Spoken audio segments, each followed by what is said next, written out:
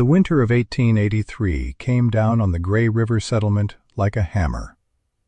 It was not a gentle descent into slumber, but a violent, concussive blow that shattered the autumn peace and drove every living thing to ground. The cold did not knock before it entered.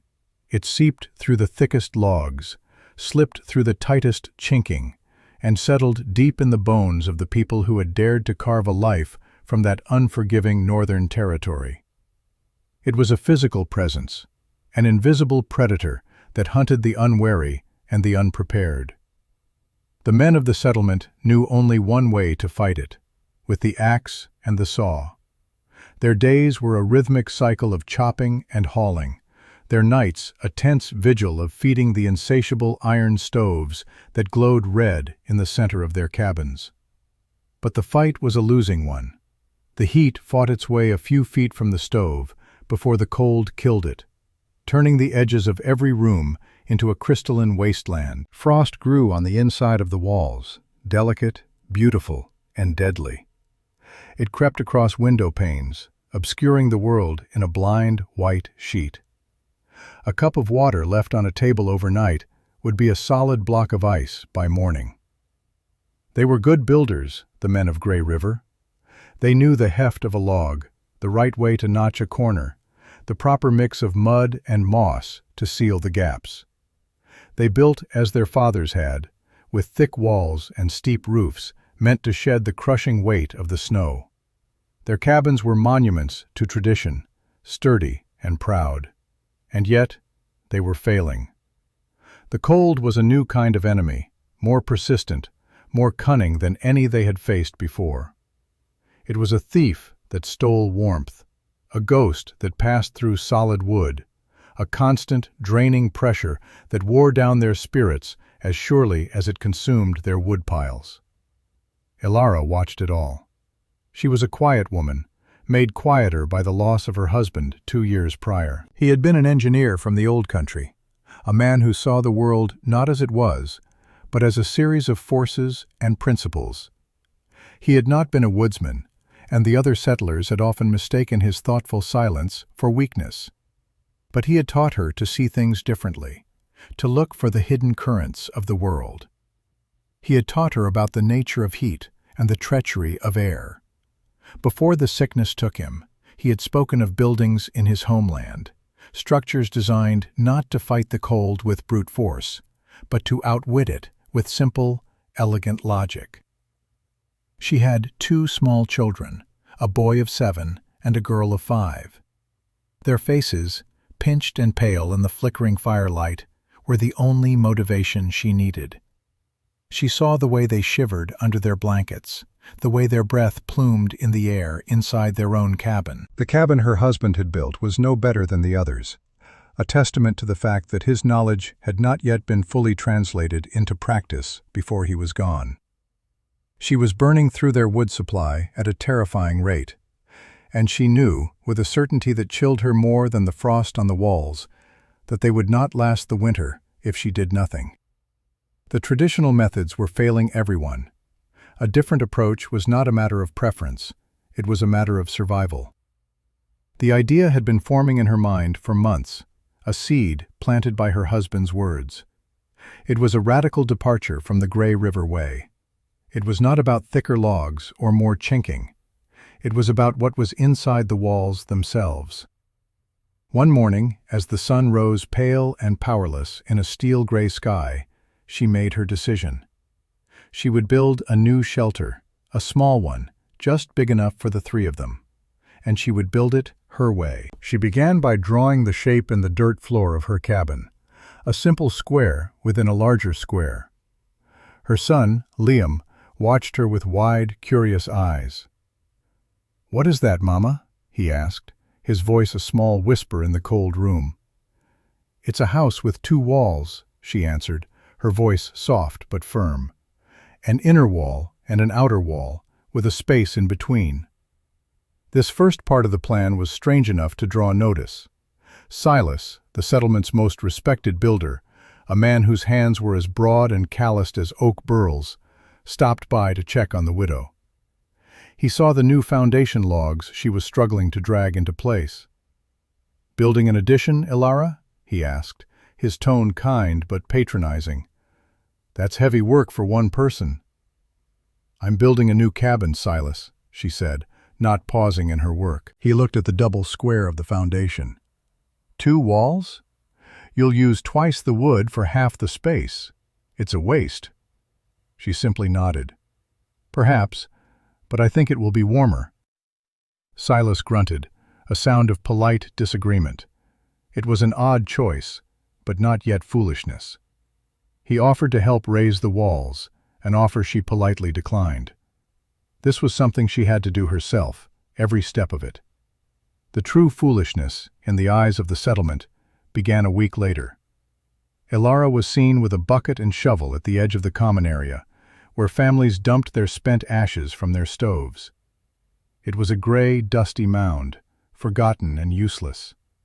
She began to shovel the cold, fine powder into her bucket. When the bucket was full, she carried it back to her construction site and poured it into a growing pile, covered by a stretched oilcloth. She did this again and again, a dozen times a day. Her clothes were permanently smudged with gray, her face streaked with soot. The other women watched her from their windows, whispering amongst themselves. "What is she doing with that mess?" one asked. "They say she's collecting it," another replied, a note of disbelief in her voice. "For what?" The question hung in the air, unanswered. The work was dirty, undignified. It was the work of a scavenger, not a builder. Silas saw her again a few days later, her ash pile now the size of a small haycock. He walked over, his brow furrowed with genuine concern. "Ilara," he said, his voice low, "I have to ask, what is the meaning of this?" He gestured to the mound of ash. "It's for the walls," she said simply, meeting his gaze without flinching. "I'm going to fill the space between the inner and outer wall with it." Silas stared at her. For a long moment he was silent, processing the sheer absurdity of the statement. He looked at the carefully notched logs of her rising walls, then back at the pile of gray dust. He had seen a lot of strange things on the frontier, but this was beyond comprehension. He finally let out a short, sharp laugh, a bark of disbelief. "Ash? You're going to fill your walls with fireplace leavings?" "Yes," she said. "My husband told me it would work." The mention of her husband softened Silas's expression for a moment, but only a moment. Pity was replaced by a firm, corrective certainty. "Ilara, listen to me," he said, his voice taking on the tone of a teacher addressing a stubborn child. "Your husband was a good man, but he wasn't a builder. Ash is the worst thing you could put in a wall. It draws the damp. It'll turn to a wet, heavy sludge, and in a year your logs will be rotted through. It's a fool's idea." "It must be kept dry," she corrected him gently. "The outer wall will be sealed with pine tar. The inner wall will be sealed with clay. The ash will stay dry." "It's dust!" he exclaimed, his patience wearing thin. "It has no substance. A good, solid log is what keeps out the cold. Thickness, that's what matters. You're building a house of dust and rot." He shook his head, a final dismissive gesture. "Don't do this, Ilara. People are already talking. Let me and the other men help you build a proper cabin." "Thank you, Silas," she said, her voice unwavering. "But this is the way I must do it." He stared at her one last time, a mix of pity and frustration on his face. He turned and walked away, shaking his head. The word spread through the settlement like a winter sickness. The widow was filling her walls with ash. The initial whispers turned to open laughter. Men would stop by her building site on their way to the woods, watch her for a moment, and then walk away, chuckling and tapping their heads. The women's pity curdled into a kind of scornful concern. They saw her not as an innovator, but as a woman driven mad by grief, clinging to the nonsensical ramblings of her dead husband. Her quiet determination was seen as stubborn foolishness. Her children suffered for it. Other boys would tease Liam, calling his new home a dirt house or an ash pile. He came home with tears in his eyes more than once, but Alara would simply hold him and say, "Wait. Just wait and see." Her isolation was now complete. The community, which had once offered her a protective embrace of sympathy, now saw her as an object of ridicule. They kept their distance, as if her foolishness might be contagious. But the mockery did not deter her. It was fuel. Every laugh, every pitying glance, every whispered comment only hardened her resolve. She worked from the first weak light of dawn until her muscles screamed in the deep twilight. The work was a slow, methodical prayer. She felled the smaller pines herself, ones she could manage with a bucksaw and her own strength. She learned the rhythm of the blade, the way it bit into the wood, the smell of the fresh sap that bled into the frozen air. She peeled the logs with a draw knife, the bark coming away in long, satisfying strips. Her hands, once soft, became a cartographer's map of her labor, calloused and crisscrossed with small cuts. She notched the logs with a chisel and mallet, her husband's tools. She had watched him use them, and she mimicked his movements, the careful precision, the patient tapping until the fit was perfect. She built the outer wall first, a sturdy box of 6-inch logs. Then she began the inner wall, set 2 feet inside the first. This was the part that baffled the onlookers the most. The gap seemed enormous, a colossal waste of interior space in a cabin that was already tiny. While she worked, she could see the other cabins in the settlement. Silas was helping the Johnson family put a new roof on their home, the work done quickly and efficiently by a team of 5 men. Their laughter and easy camaraderie drifted across the frozen ground, a stark contrast to her solitary labor. They were reinforcing the old ways, adding another layer of the same thinking that was already failing them. They chinked their walls with fresh mud and moss, a task that would have to be repeated every year, a temporary solution to a permanent problem. Once the dual walls were as high as her shoulders, the most difficult phase of her work began. She meticulously sealed every seam and knot on the outside of the outer wall and the inside of the inner wall with hot pine tar, a sticky, foul-smelling job that left her coated in black. This was to create a vapor barrier, to ensure no moisture from outside or inside could penetrate the cavity. Then, bucket by bucket, she began to pour in the ash. It was a fine, gray powder, lighter than sand. It billowed up in soft clouds, coating her face and hair. She packed it down gently with a long pole, ensuring there were no large air pockets. As she worked, she remembered her husband's words, spoken late one night as he sketched in a notebook by candlelight.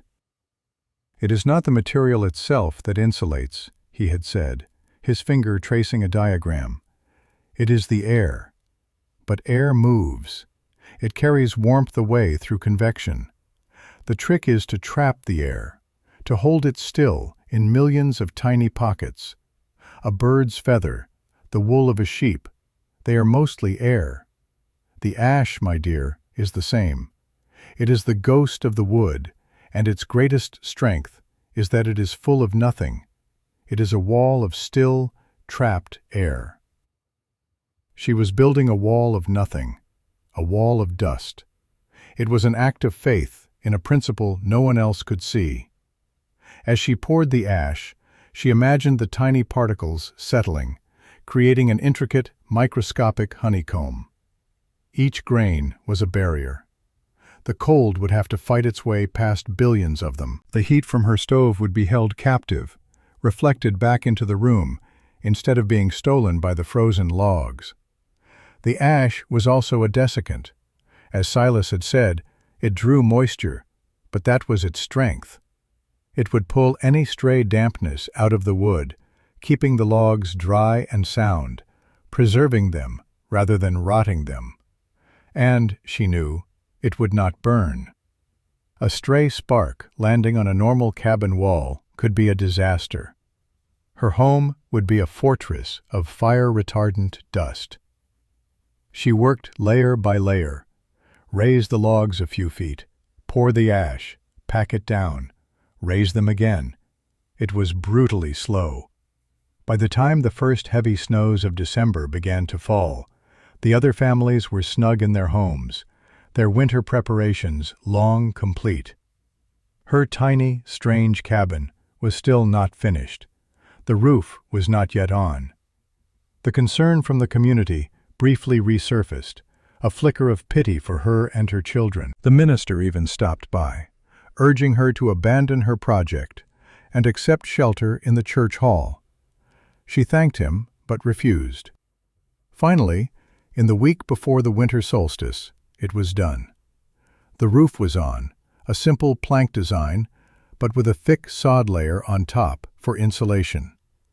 The small, efficient stove her husband had designed was installed, its flue pipe angled in a peculiar way he had insisted would draw better and radiate more heat. The door was heavy, built with 2 layers and filled with wool. The windows were small, and she had crafted wooden shutters for them, also filled with wool. From the outside, it looked small, squat, and slightly odd. It was gray from the constant dusting of ash. It looked more like a bunker than a home. The laughter had mostly subsided, replaced by a settled, community-wide certainty that the poor woman had built a cold, damp tomb for her family. They just hoped she would come to her senses and ask for help before the true, deep cold arrived. The true, deep cold was not long in coming. It started with a sky the color of a bruise. The air grew unnaturally still, the way a predator freezes before it strikes. The usual sounds of the forest, the chatter of squirrels, the call of winter birds, fell silent. An old trapper, passing through the settlement, took one look at the sky and the behavior of the animals and said a single word: Annihilator. It was a name the old tribes had for a rare winter storm, a system that swept down directly from the frozen pole, a river of Arctic air that did not just bring cold, but a cold that felt like the end of the world. He advised everyone to bring all their livestock inside, to check their wood piles, and to pray.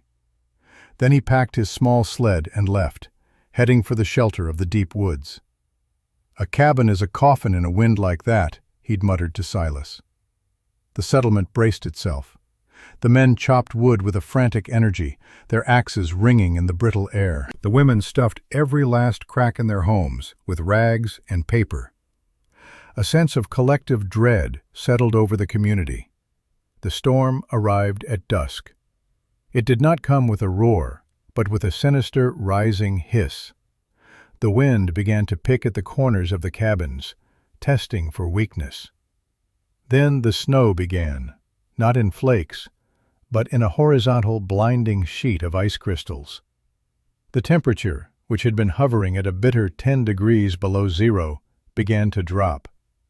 By midnight, it was 30 below. By dawn, it was 45 below, and the wind was a constant physical blow, a battering ram that shook the foundations of the sturdiest homes. Inside Silas's cabin, considered the warmest and best built in Gray River, the situation was desperate. The fire in his large stove was roaring, consuming seasoned oak at an alarming rate. Yet the heat was a lie. 3 feet from the stove, the cold was winning. The frost on the walls was no longer a delicate lacework. It was a thick, white armor of ice. The chinking between the logs, frozen solid, had shrunk, and the wind screamed through a dozen new gaps, invisible daggers of cold that cut through the thickest wool blankets. Silas's wife was trying to keep their children warm, huddled together in one bed under a mountain of quilts and animal pelts. Their faces were pale, their lips tinged with blue. The water barrel in the corner was frozen solid. The bread on the table was as hard as a rock. Silas stood by the stove, feeding it log after log, his face a mask of growing fear. He had done everything right. He had built with the wisdom of his fathers, and it was not enough. His home was becoming a trap. He looked at his woodpile, half gone in a single night, and knew they would not last another 2 days. He thought of the others. The Johnsons, with their new roof but old walls. The Miller family, with their newborn baby. They were all facing the same battle. They were all losing. And then a thought, unwelcome and persistent, pushed its way through his fear. He thought of Ilara. He thought of her foolish house of dust. A bitter, ironic thought came to him. He hoped her end was quick. It was a cruel thing to think, but in his mind, her cabin was an icy tomb, her absurd idea a final, fatal mistake. There was no way that strange little box could survive this. The storm raged for a second day and a second night. The wind never ceased its assault. The world outside was a white chaos, a place where a man could get lost and freeze to death 10 feet from his own door. Inside Silas's cabin, the fight for survival had become primal. They had brought their 2 milk goats inside, their warmth and frightened bleating adding to the grim scene. The wood was almost gone. He had started burning a spare chair. The temperature inside the cabin, even with the fire blazing, was now below freezing. It was a slow, creeping death. He looked at his son, whose shivering had become violent and uncontrollable. A terrible choice presented itself. Stay here and freeze, or risk the storm to seek help. But where? Every house would be the same. Every family would be locked in the same desperate struggle. Then the image of Ilara's cabin returned to him, not with scorn this time, but with a sliver of something else, a desperate, illogical curiosity. What if? The question was so insane he almost dismissed it. But what if he was wrong? The thought was a spark in the cold darkness of his mind. Being wrong and alive was better than being right and dead. He had to know. "I'm going out," he told his wife. Her eyes widened in terror. "Silas, no, you'll die." "I'm going to Ilara's," he said, the words feeling like ash in his own mouth. To see if she needs help." It was a lie, and they both knew it. He was going to see the result of her folly, perhaps to confirm his own wisdom even in the face of death. Or perhaps he was going for a reason he didn't yet understand himself. He wrapped himself in every layer he could, pulled a scarf over his face, and took a deep breath. He opened the door, and the storm lunged at him like a wolf. The journey was a nightmare. It was perhaps 70 yards to her cabin, but it felt like miles. The wind tore the breath from his lungs, and the visibility was 0. He navigated by memory, stumbling through snowdrifts that were already waist-deep. The cold was a physical pain, burning his exposed skin, seeping through his clothes. He fell twice, the thought of simply lying down and letting the end come, a sweet, terrible temptation. But the image of his son's face pushed him onward. He finally collided with a solid wall. He felt along it until he found the corner, then the door. It was her cabin. He raised a frozen fist and pounded on the wood. He was not sure if he was making any sound over the howl of the wind. He pounded again, with all his remaining strength. The door opened. The first thing that hit him was not a sight, but a feeling. It was a wave of calm, steady warmth. It was not the scorching, temporary heat of an overstoked fire, but a gentle, pervasive warmth that seemed to emanate from the very air. He stumbled inside, pulling the door shut against the screaming wind, and stood there, blinking, disoriented. The scene before him was impossible. Ilara was sitting at a small table, mending a tear in her son's trousers. Her 2 children were on the floor, playing quietly with carved wooden animals. They were in their normal indoor clothes, not bundled in layers of wool and fur. The air was warm. It was comfortable. The small stove in the corner was burning with a low, gentle flame, a mere whisper of a fire. A kettle on top let out a faint plume of steam. There was no frost on the walls. None. He reached out a trembling, gloved hand and touched the interior logs. They were not warm, but they were not cold. They were neutral, holding no chill at all. They felt like wood on a mild autumn day. He looked at the small pile of wood next to the stove. It was barely diminished. She had likely used less wood in 2 days of this historic storm than he had used in the first 3 hours. Ilara looked up at him, her expression calm, her eyes holding no triumph, no "I told you so." There was only a quiet, compassionate concern. "Silas," she said, her voice even, "you'll freeze out there. Come in. Sit down." He couldn't speak. The shock was too great. The reality of what he was seeing was so profoundly at odds with everything he knew, everything he believed, that his mind struggled to accept it. He was wrong. It was not a small error in judgment. It was a fundamental, catastrophic failure of understanding. His pride, his experience, his tradition, it had all been worthless. Worse than worthless, it had been dangerous. He, the master builder, had built a death trap. This woman, this quiet widow whom they had all mocked, had built an ark. He finally found his voice, a ragged whisper. How? She did not boast.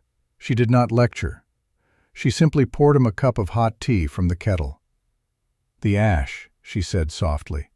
"It holds the air still. The heat stays inside." It was so simple, and yet so revolutionary. A wall of nothing. A house built on a principle, not just on logs. He sank into a chair, the warmth of the cabin seeping into his frozen limbs, the warmth of her simple wisdom seeping into his shattered pride. He took the cup of tea, his hands shaking. "My family," he choked out. "My boy. He's so cold." "Bring them here," Ilara said without a moment's hesitation. "There is room." He looked around the tiny cabin. It was small, but it was a haven of life in a world of white death. He nodded, the simple gesture feeling like a surrender and a salvation all at once. He braved the storm again, but this time he was not driven by a desperate curiosity, but by a certain hope. He returned with his wife and children, a stumbling, frozen procession.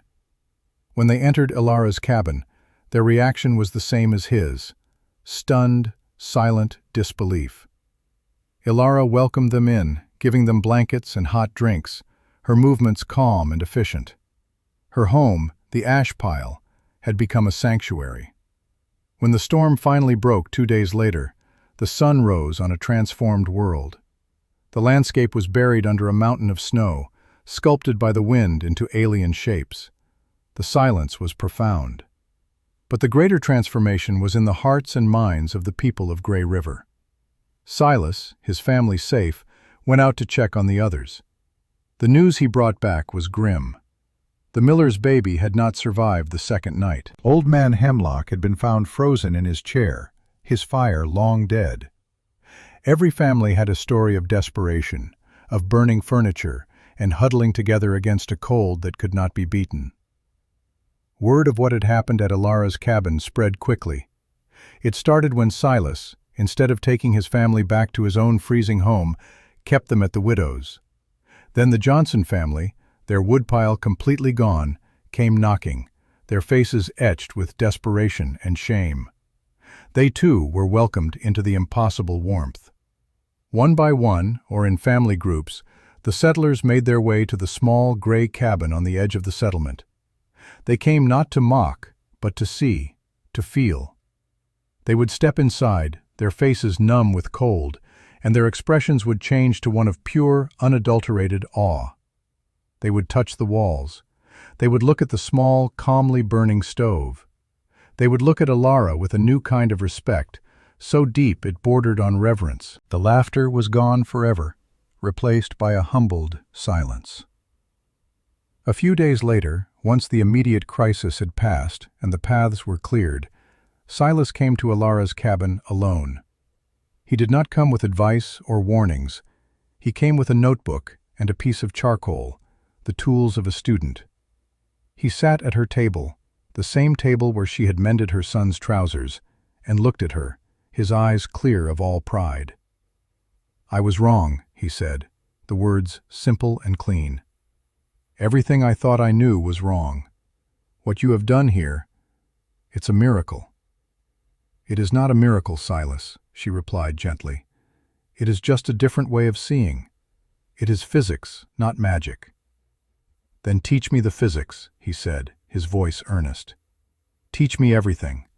I will not build another cabin the old way. No one should." And so she taught him.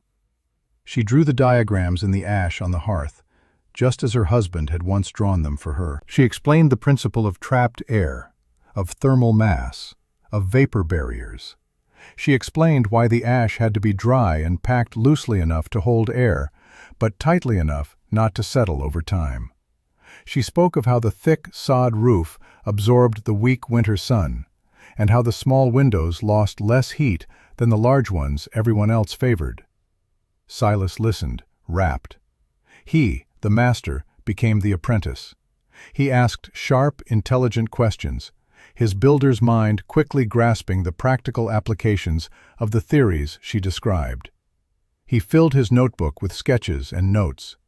He was not just learning a new technique, he was unlearning a lifetime of flawed tradition. He saw with painful clarity how their pride in their sturdy cabins had been a deadly form of ignorance. They had been building strong walls that were thermally useless, beautiful structures that were exquisitely designed to fail. The spring came late that year, the melt a slow, muddy affair. But when the ground was finally clear, a new kind of activity began in the Grey River settlement. It was the season of rebuilding, but this time it was different. Under Silas's direction, guided by Ilara's knowledge, they began to construct new homes and retrofit old ones.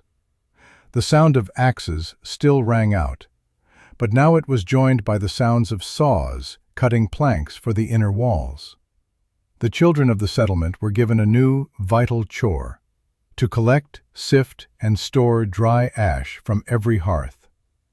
The gray mound that had once been a symbol of Ilara's folly was now a precious community resource, a pile of life-saving gold. The landscape of the settlement began to change. The new cabins were all built on the same principle: a house within a house, with a heart of ash. They were warmer in the winter, and as they discovered that first summer, they were also cooler in the heat. The simple, elegant principle worked in both directions. The widow's wall, as it came to be known, became the standard. The knowledge was shared freely, a sacred trust born from a terrible ordeal. Ilara never sought credit or praise. She would quietly consult when asked, offering gentle corrections or suggestions, but she let Silas be the new evangelist for the method. Her vindication was not in being proven right. It was in the sight of her neighbors' children playing safely in warm homes. The story of the settlement that survived the Annihilator storm spread. A surveyor mapping the territory the following winter stayed in one of the new cabins and was astounded by its comfort. He wrote about it in his official report, detailing the ash-filled wall construction he had observed. Travelers and traders carried the tale to other frontier towns, and the idea began to take root in other places.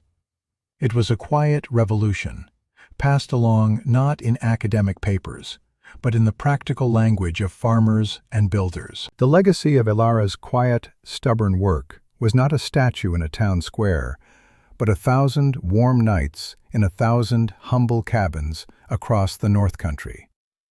It was a living legacy, woven into the very fabric of the homes that kept the people safe. Years later, Ilara, now a grandmother, would sit by her small, efficient stove, watching her grandchildren play on the floor. The wind might howl outside, a reminder of the raw power that surrounded them, but inside there was only peace.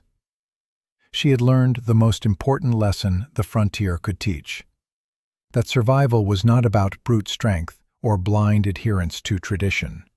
It was about observation, humility, and the courage to trust a quiet truth, even when the whole world is laughing.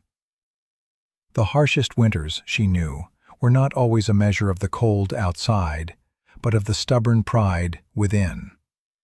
True warmth came from a wisdom that was willing to see the world not just as it is, but as it could be. If this story reminded you of the power of quiet wisdom, share it with someone who believes in challenging the old ways. And follow for more inspirational stories of courage, survival, and ingenuity.